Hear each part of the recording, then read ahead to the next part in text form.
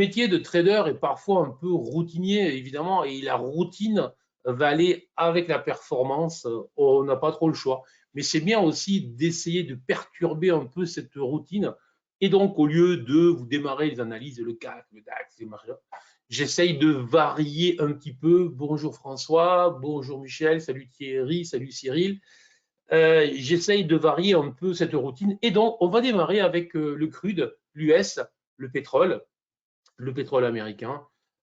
Et pourquoi est-ce qu'on va faire ça? Parce que franchement, je vous avais proposé, alors soyons clairs, j'en ai, je vais être cash, j'aime bien être cash, ceux qui me connaissent le savent, j'en ai rien à cirer, je ne suis pas là pour dire que je suis fort parce que j'ai fait ça, je suis trader, c'est-à-dire que je me trompe, je place des stops, je gère mon risque, que les choses soient claires, je ne veux pas entendre autre chose. Mais je vous avais proposé un plan sorti d'à peu près nulle part pour moi. Et c'est un plan qui est en train de se dérouler de manière assez algorithmique, je dirais. Donc c'est pour ça que je reviens dessus. Voilà. Je veux que les choses soient claires lorsque je dis ça. Mais c'est aussi pour vous faire remarquer autre chose. Je vous le dis suffisamment souvent, c'est que les traders qui gagnent sont les traders qui font des plans et qui vont trader lorsque le marché rentre dans le cadre des plans qui se sont dessinés. Alors après, il faut du métier, il faut du temps, voilà. Mais ça, c'est vraiment très important. Je vais prendre quand même un poil plus large que ce que j'ai fait. Voilà. Donc, nous étions là, j'allais dire vendredi, nous étions là mercredi matin, je ne dis pas de bêtises, du coup, avec ce jour férié au milieu, et je vous proposais un plan, alors que tout était rouge encore à ce moment-là, de surveillance de cette cassure, de cette résistance qui, ben, en fait, ce que j'ai anticipé, vous avez compris, évidemment, c'est une ETEI potentielle. Et cette ETEI potentielle, non seulement s'est déclenchée, a breaké, et en plus, on a eu le pullback. Et sur ce pullback, on est en train de redémarrer vers le haut. Et je vous le disais, alors que nous étions là, alors que tout était rouge, que tout était baissier, je vous disais, s'il y a des acheteurs, il faut qu'ils se présentent maintenant, dès ce matin, tout de suite, immédiatement, sinon après, dead. Voilà. Bon, et là où GTAS, encore une fois, vous travaillez avec la méthodologie que vous voulez, le principal, c'est d'avoir une méthode qui est efficace et qui s'adapte à ce que le marché nous propose. Le fait que tous les indicateurs soient repassés vers avant le break de la ligne de coût de cette ETEI. Est-ce que tout le monde voit bien l'ETEI? Sinon, je vais la dessiner. Bien évidemment, peut-être que pour certains, je vais trop vite. N'hésitez pas.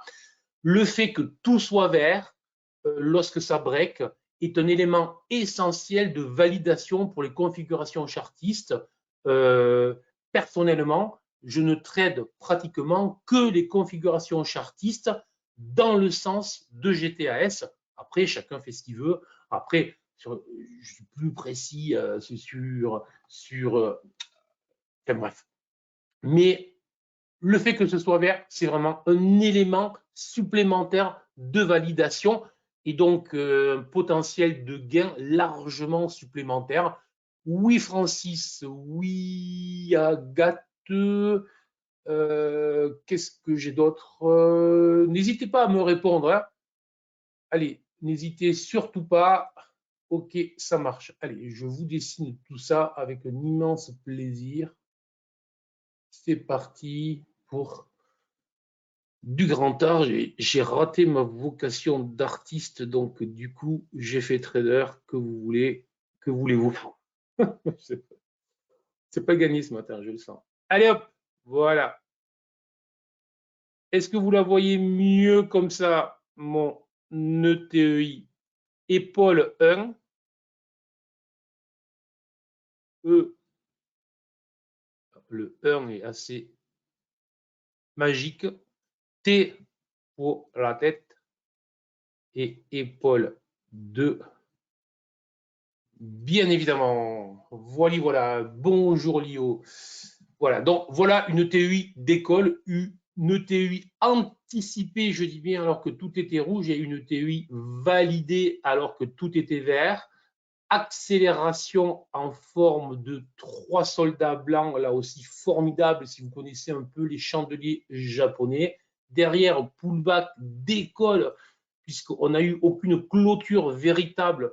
Je ne peux pas rentrer dans le détail précis, mais on n'a eu aucune clôture véritable sous la ligne de coût telle que je l'entends pour les validations de clôture. Et on a eu un avalement ici, enfin ici. Alors, si je fais des traits de partout, évidemment, on n'y verra plus rien. Donc, efface ça. On a eu un avalement ici, là. Voilà, je vais vous faire une jolie flèche, là. Celui-là. Et depuis, ben, on est en train de s'extraire et on a tous les indicateurs qui sont repassés verts. Autrement dit, la tendance a l'air de vouloir aller vers le haut. La tendance a l'air de vouloir aller vers le haut. Et donc, il y a environ 240 points à aller chercher vers le haut. Autrement dit, il y a encore 160 à 180 points pratiquement à aller chercher vers le haut. Donc, c'est vraiment à surveiller, vraiment à surveiller. J'ai ma validation, mon invalidation sur la figure, désormais, c'est le 71,4, le dernier plus bas. D'autant plus que ici, ceux qui travaillent avec GTAS auront reconnu une nouvelle stratégie GTAS dynamique. Donc, vraiment, on a très clairement un stop ici et un objectif. Allez, 74, 20, si je compte vite, sauf erreur. Voilà. Un plan très clair. On va voir s'il se fait. Ce qu'il y a de très intéressant, j'insiste bien, c'est que lorsque je vous le proposais, c'était le plan improbable, le plan à probabilité, puisqu'il est improbable très faible. Et ça s'est fait vraiment, je dirais, quelques minutes après que je vous ai annoncé qu'on était sur un point bas. Et un point bas, alors que tout était rouge à ce moment-là. Mais il fallait attendre. Je ne vous dis surtout pas qu'il fallait rentrer lorsque je vous l'ai dit. Surtout, je vous avais dit en plus, surtout pas. Voilà. Il y a toujours le temps, il y a toujours le temps, il y a toujours le temps. On a une tasse avec Hans sur une vision plus large. Oui, aussi, merci. Merci Patrick, excellent. Comment tu fais pour ne pas rater ça sans rester H24 devant l'écran? Alors ça, c'est un autre sujet, Dominique. On n'a pas, pour moi, très vite, chacun doit trader en fonction du temps qu'il a, des UT qu'il veut, etc. Et donc, c'est à vous à trouver votre style de trading, le temps que vous voulez passer devant les écrans. Et il faut accepter obligatoirement de se dire qu'il y a des opportunités que l'on ne saisit pas. Mais on va être clair, peut-être que vous avez raté le break. Si vous avez raté votre première chance au tirage, vous avez une deuxième chance au grattage ici. Donc chance 1 ici, chance 2 ici. Et si vous avez raté votre chance au tirage et au grattage, vous avez votre chance encore GTAS ici. Donc troisième chance. Donc, les opportunités ne meurent jamais. Ce n'est pas un titre d'un film de James Bond. C'est un titre de trader. Les opportunités ne meurent jamais. Lorsqu'on est trader, on a des opportunités tout le temps, toute la journée, nuit et jour.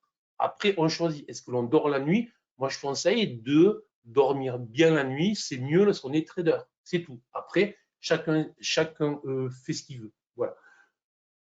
Après, j'ai eu passé moi aussi des nuits presque blanches. Enfin, donc, je ne vais pas donner des leçons aux uns et aux autres, surtout pas. Surtout pas. Est-ce que j'ai répondu, Dominique? Voilà. Donc, les opportunités, j'insiste bien, ne meurent jamais en trading. Et donc, on a un plan. Mais vous voyez bien que si on a encore 150 à 160 points à faire sur le pétrole, il y a largement de quoi. Là, on est à M30, donc vous switchez sur les UT plus courtes, etc., etc., etc. Allez, on y va parce que je pense que quand même, vous vous en doutez, nous avons un programme chargé avec donc je ne voudrais pas le faire long. Donc voilà, on a démarré avec le pétrole. Je pense que c'est la première fois. Je vais continuer à casser la routine pour aller, bien évidemment, je ne pouvais pas m'en empêcher. Je ne pouvais pas m'en empêcher puisque le Nasdaq, ça fait maintenant plusieurs semaines que je vous parle, que j'étais haussier Nasdaq, que même lorsqu'il y avait du doute, que même lorsque le Nasdaq jouait mode lessiveuse, même quand le doute, je dirais, lorsqu'on écoutait ce qui se dit ou je ne sais quoi, on voyait bien qu'il y avait des immenses doutes de tous les côtés. Moi, je vous disais, Nasdaq est haussier, j'ai des objectifs à 13 600, j'ai des objectifs à 13 600, et il les fait. Il les a fait, il est en train de les exploser, il est en train de les démonter. Le moins qu'on puisse dire, c'est que là aussi, pour moi, et c'est ma philosophie, lorsque je trade, lorsque j'ai des idées, lorsque j'ai des plans de trading, je m'y tiens tant que je n'ai pas l'invalidation par les prix. Je ne tiens jamais compte de ce qui se dit, de ce qui se raconte, de la fin du monde ou de je ne sais quoi. Tout ça, je m'en moque. Je regarde le mouvement des prix et c'est le mouvement des prix qui me dit si j'ai tort ou si j'ai raison et si le plan que j'avais, voilà. Donc, et là, le moins qu'on puisse dire, c'est que vraiment ce plan a fonctionné merveilleusement bien. Voilà. Richard, là, tu me parles sur un plan swing, donc on va éviter de parler de plan swing ici. Ici, je vais rester, j'insiste bien, sur du day trading. Je peux vous parler de vision à moyen terme, mais je reste sur du day trading. Autrement dit, comment travailler nos journées de trading, comment vous travaillez ou comment je travaille moi. Et après, j'espère que je vous apporte un supplément d'âme. J'espère que je vous apporte un peu de discipline, un peu de rigueur, un peu de cadrage, peut-être un peu d'un enthousiasme certain. Voilà. Bon, alors, the question est, je fais quoi maintenant avec ça? Est-ce que je continue? Est-ce que j'achète là? Est-ce que j'achète là? Ce qui est certain, excusez-moi, c'est le charme des trucs automatiques, j'ai des trucs qui me s'allument tout seul lorsque je parle dans le bureau. Si on est en position, voilà, exactement, Stéphane, super, c'est vous qui peut répondre, donc je signe. Alors, un swing, en l'occurrence, pour cette matinale, effectivement, je considère que les swings sont des intradés qu'on laisse filer dès lors que ça gagne, bien évidemment. Merci. Ensuite, un peu de conviction et de l'assurance, bien évidemment. Si on est en position, effectivement, en ce qui me concerne, remonter les stops. Alors, regardez, je l'explique bien comment et quand sur la vidéo, justement, donc, que je vous ai mis au début, je vais y arriver, que je vous ai mis au début de cette matinale que vous retrouverez sur la chaîne de WH Self Invest. Je vous ai mis comment est-ce qu'on remonte le stop suiveur et typiquement, désormais, on doit suivre, je vais y arriver, le stop suiveur. Donc, bon, tant que ça pousse, tant qu'il y a la dynamique et on est sur le Nasdaq, on accompagne le mouvement, ne jamais se mettre en face à ce type de mouvement. Déjà, c'est la base. On ne se met pas en face. Est-ce qu'on achète là? Franchement, on est bien d'accord, j'étais positif, Nasdaq jusqu'à mercredi. Là, ça commence, moi, à ce niveau-là, si je n'ai plus de position en overnight, je n'en ajoute pas, à moins de trouver un intraday. Et c'est là où je vais essayer. Ça va être extrêmement simple. Encore une fois, on va essayer, j'essaye de vous montrer des éléments de trading simples. Alors après, on peut le complexifier au fur et à mesure qu'on commence à être expérimenté, mais déjà avoir des bases saines, propres et efficaces, c'est vraiment quelque chose qui est essentiel lorsqu'on cherche de la régularité en trading. Bon, alors, sur les niveaux actuels, ce matin, je ne bouge pas, je n'achète pas. Si je regarde le passé, évidemment, je vois que tous les breaks ont conduit à, pour ceux qui connaissent la stratégie ou qui ont lu mes livres, à une stratégie que j'appelle SHMO, une stratégie de cassure avec des règles très particulières, très précises. À chaque fois, ça paye, c'est très propre. Est-ce qu'au bout de 2 ou 3, on peut considérer que ça peut continuer? Ça peut continuer, mais les probabilités ne sont désormais plus avec nous. Autrement dit, la proba que l'on ait un nouveau range et qu'on break cet après-midi et que l'on accélère est relativement faible. Bémol à ce que je vous dis juste à l'instant, on est vendredi, on a poussé très fort, donc on pourrait encore pousser pour évidemment, histoire de dégoûter bien ceux qui ont shorté les bas en se disant ça n'avance pas, le Nasdaq, patati patata, et là, ça doit faire très très mal aux fesses, soyons clairs. Donc, possibilité qu'il y ait un autre break, mais derrière, effectivement, on attendra un range. Je ne dis pas un marché qui se retourne baissier, mais un marché qui devrait perdre évidemment de la dynamique. Donc, ben, il s'agit tout simplement, vous avez compris, classiquement, on ne va pas changer. Autant j'étais agressif dès lors que l'on se rapprochait des objectifs. Les objectifs ont été dépassés. Il ne s'agit pas désormais de s'enflammer alors que les objectifs ont été dépassés. Il ne faut jamais croire que parce que ça s'enflamme et que ça monte, ça va continuer. Il fallait être acheteur lorsque c'était compliqué. Désormais, je dirais que c'est trop facile. Vu que tout le monde le voit, la probabilité que ça continue à le faire est réduite. Donc, on n'a pas le choix. Euh, je vais vous proposer des zones larges qui, franchement, sur la journée, on va être clair, peu de probas que ça se produise. Peu de probas. Mais on a vu avec le plan précédent sur le pétrole américain que même des scénarios à faible proba, lorsqu'ils se produisent, sont peut-être les scénarios les plus rentables. Donc, ben, il faut accepter de faire des plans, il faut accepter de voir les prix faire autre chose. Mais si jamais les prix viennent se caler dans nos plans à faible probabilité, on sait là que l'on tient par contre ben, peut-être, enfin, des occasions rares et donc des occasions qu'il faut trader. Est-ce que vous comprenez ce que je dis là?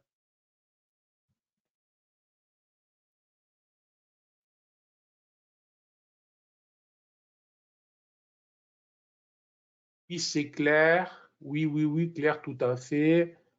Faut-il attendre que le 1 et le 5 redeviennent haussiers? Très clair, ok, tout à fait, oui, oui, oui, oui, c'est clair, tout à fait, parfait, parfait encore. Ok, nickel. On va avoir 2 ou 3 encore qui dorment un peu. On va essayer d'élever le ton pour les réveiller. Non, je blague.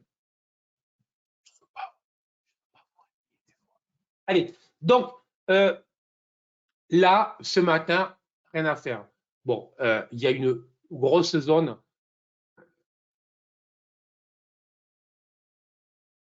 Je peux pas, je réponds à la, merci François, et je réponds à la question, est-ce qu'il faut attendre que le 5 et le 1 redeviennent verts?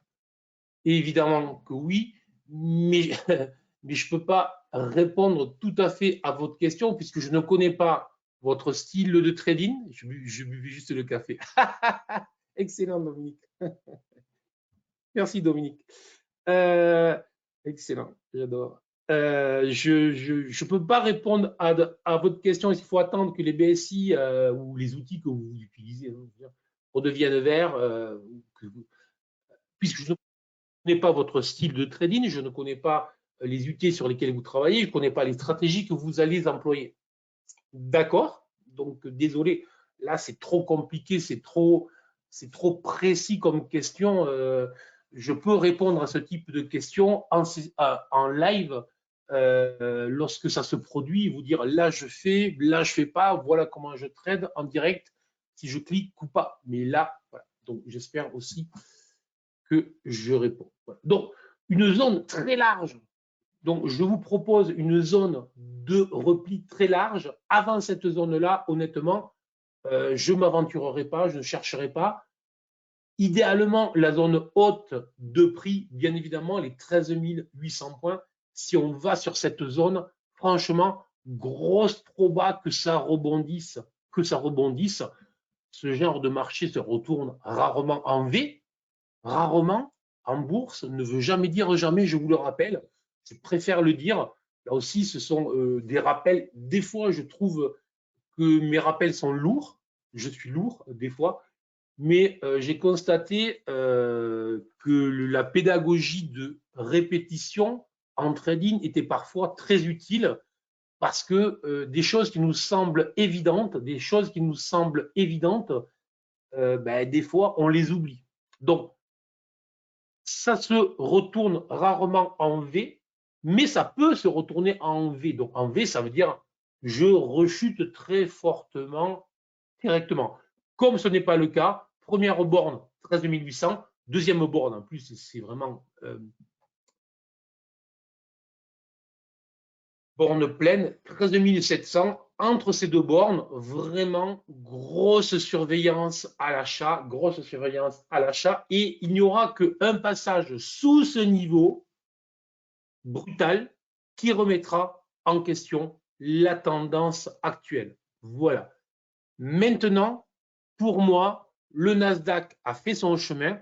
Peut-être que j'ai tort, mais mon job, encore une fois, ce n'est pas d'avoir raison sur ce que le marché va faire. Mon job, c'est d'essayer de comprendre, essayer de faire des plans des plans probabilistiques de ce que va faire le marché et je m'y tiens. Là, je sais désormais que la probabilité que j'ai plus un avantage comparatif très fort.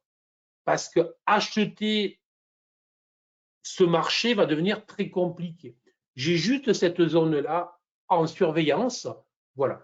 Tant qu'on reste au-dessus des 13 700 points, je reste à l'achat en intraday avec mes stratégies classiques achat sur repli diverses et variées. J'en ai plusieurs. J'ai plusieurs stratégies de type achat sur repli. On peut faire en M1, en M5, même en M30 si vous êtes plutôt sur des horizons de temps plus lointains. Si vous travaillez sur des UT plus exotiques, entre guillemets, en M15, voire en M10, voilà. Il n'y a pas de règle, mais la borne, c'est vraiment la borne de travailler, c'est la borne de l'accélération précédente. Donc, c'est vraiment le niveau qu'il faudra pas repasser. Salut Eric, merci Dominique, super. Tu utilises les FIBO à ces moments-là pour trouver de nouveaux objectifs? Non. J'utilise de moins en moins, j'ai utilisé beaucoup les FIBO. Si vous regardez là aussi, dans stratégie de marché, la stratégie pourcentage RET, j'utilisais beaucoup les FIBO, notamment en objectif pour les vagues 7, 127, 138%. Bon, je ne vais pas le faire plus long sur le sujet. J'utilise beaucoup moins car je trouve que ça marche beaucoup moins bien. Je suis plus dans la dynamique que sur les objectifs. Voilà. Après, lorsqu'on est trader, en clair, on évolue. Hein, je veux dire, il faut faire la différence dans votre trading entre je chamboule tout, c'est-à-dire j'utilise les chandeliers, j'arrête d'utiliser les chandeliers, j'utilise autre chose, j'utilise les Fibo, j'utilise plus, et entre je fais des nuances, vous voyez. Et donc, en 30 ans de trading, j'ai connu beaucoup de nuances et de variations, mais honnêtement, jamais de bouleversement. Sinon, GTAS qui a été bon, voilà, le plus gros, mais qui pour moi reste la continuation de tout ce que je faisais. Les divergences, oui, beaucoup. Voilà. Mais vraiment, des divergences très particulières, très précisément. Si j'avais le temps un jour, je vous aurais fait un livre sur les divergences. J'en ai écrit plein, mais jamais publié. Ils sont restés dans mes ordinateurs. Voilà pour le plan donc US Tech 100, donc le Nasdaq 100 CFD. Je précise en 30 minutes. Là aussi, je précise pour que les choses soient bien claires. Et on va aller voir le Wall Street, voir où c'est qu'il en est. Et l'on va voir quoi? On va voir que l'enthousiasme